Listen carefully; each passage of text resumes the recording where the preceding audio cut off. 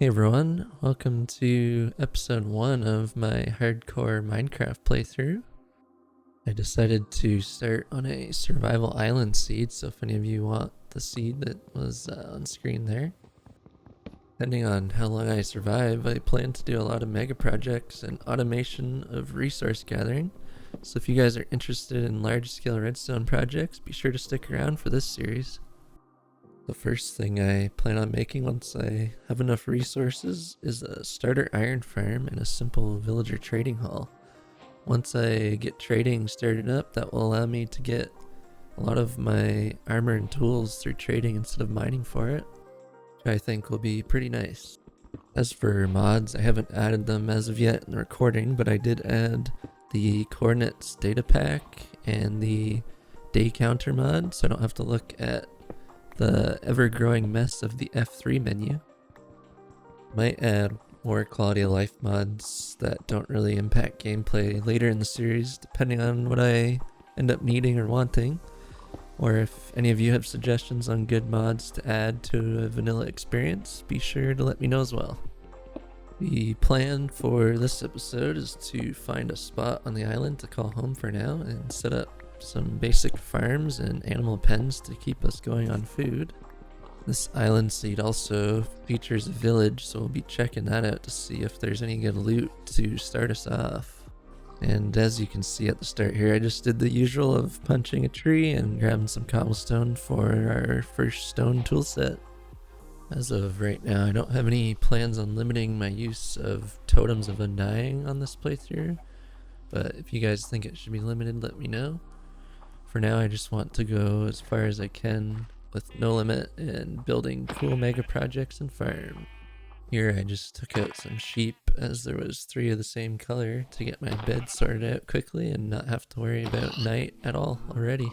I also took out a few pigs and cows for some starting food as well. One reason I wanted to start on an island seed was to make me have to go explore a little bit later and not have access to everything right at the start. Later on in the episode, you'll see an example of exactly what I mean, as there was something I couldn't find anywhere, and it's usually pretty common to find early on.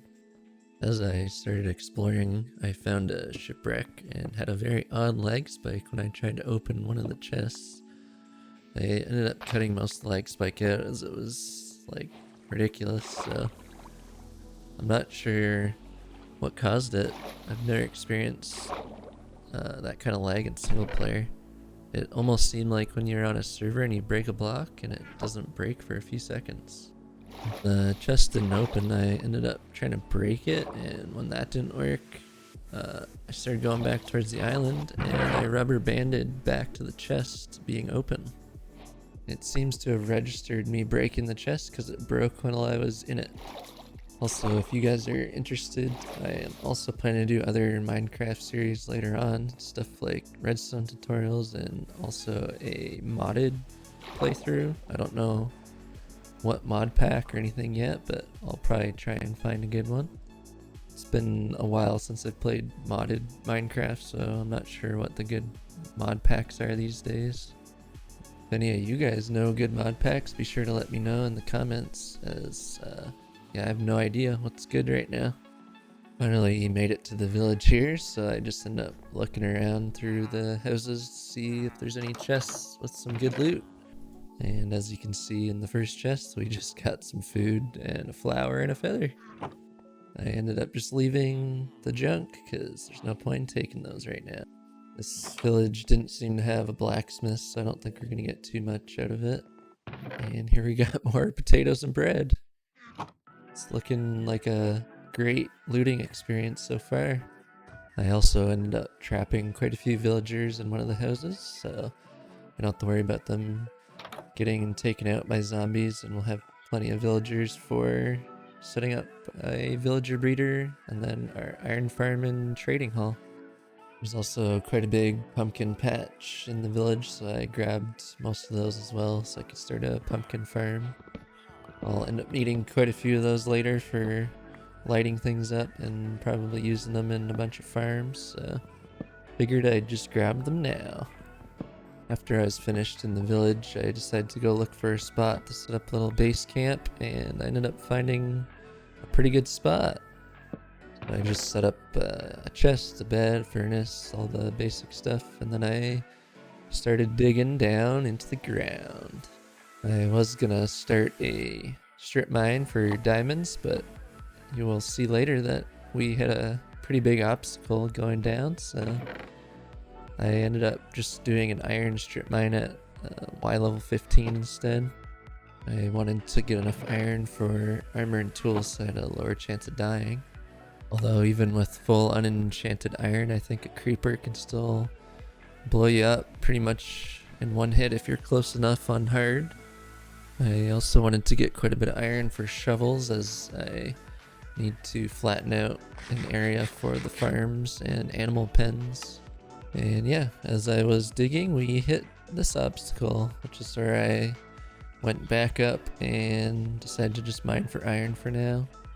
I didn't have a water bucket or enough materials to really get down there yet, so I just decided to skip it for now.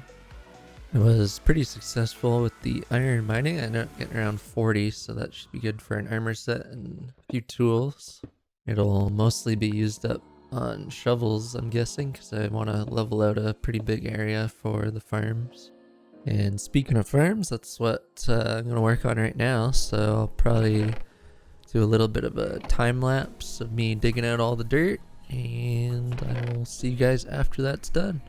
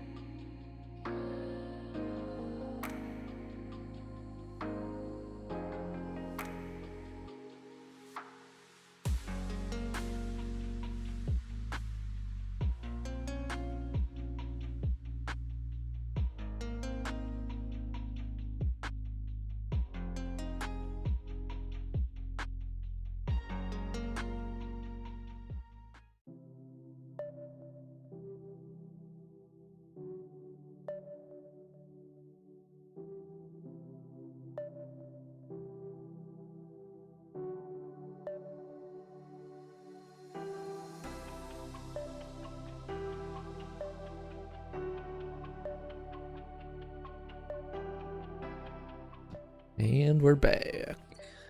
Now we have some farm space, and I can set up 6 plots here. I'm gonna do 3 with wheat, 1 with potatoes, 1 with carrots, and 1 with beetroot once we find some of that. And beside the farms, I'll end up putting the animal pens. Once I was finished planting what I had here, I went back to the village and robbed the rest of their crops, since I didn't end up getting them all when I was there the first time.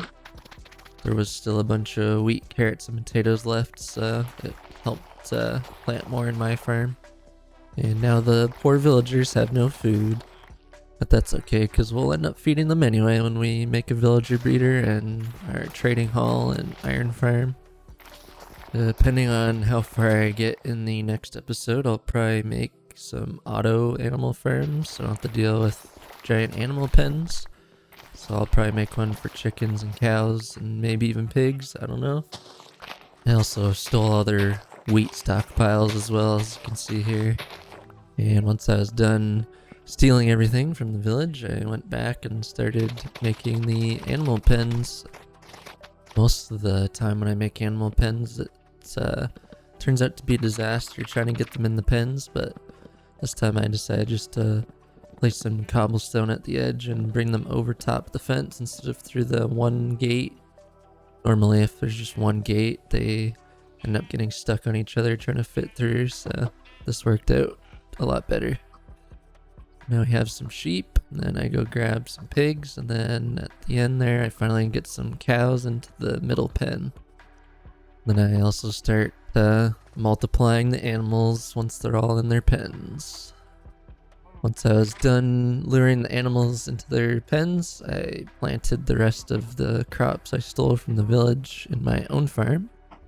Another thing I'll probably work on in the next episode is finishing my staircase down to diamond level and getting some diamonds going. Although depending on when I get the villagers set up, I might not even do that and just trade for my diamond stuff as well. Once I was done planting the rest of that stuff, I decided to make a spot for sugarcane and pumpkins and melons. And right now I only have pumpkins, so I decided to go look for some sugarcane here near the end and could not find any. And there's also no melons on either of the starting islands, since there's 2 islands in the group that's near me, so I'll have to look for those as well. Yeah, all I did for now is just plant some pumpkins, and that was about it for this section of the farm. I then made up a few chests to put over the water sources in the main farm so that I can store the stuff in there instead of cluttering up my main chests over near the bed. I also decided to make some carpet and put it on top of the gates on the animal pens so I can get in and out easier without opening the gate. I can just jump over now. That's about it for this episode, so if you guys enjoyed, please consider subscribing, and I'll see you guys in the next one, where I'll probably be working on a villager trading hall and a iron farm if I can get the materials for it. So yeah, thank you guys, and I'll see you in the next one.